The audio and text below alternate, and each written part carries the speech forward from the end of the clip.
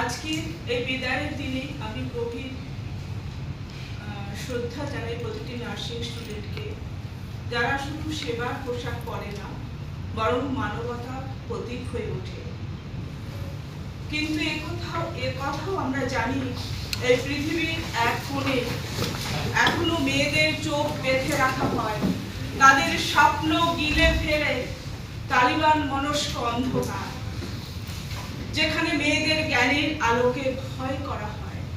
তাদের হাসি, তাদের স্বাধীনতা সব কিছুকেই পাপ বলে চেপে ধরা হয়। আমরা সেই সমাজে নেই।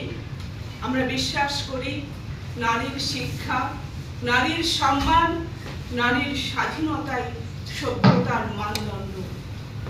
যে মেয়ে আজ নার্সিং পড়ছে, সে কেবল শুধু রোগ সারায় না, সে সমাজে মানসিক রোগও সারায়।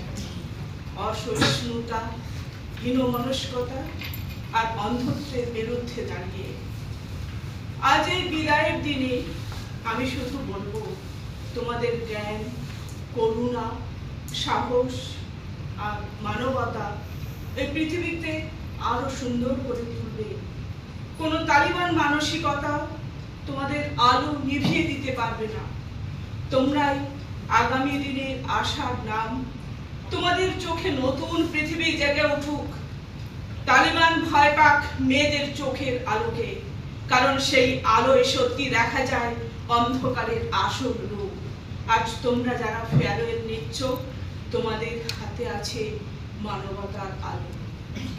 আর একটা ছোট্ট কবিতা আমি একটু বলতে চাই।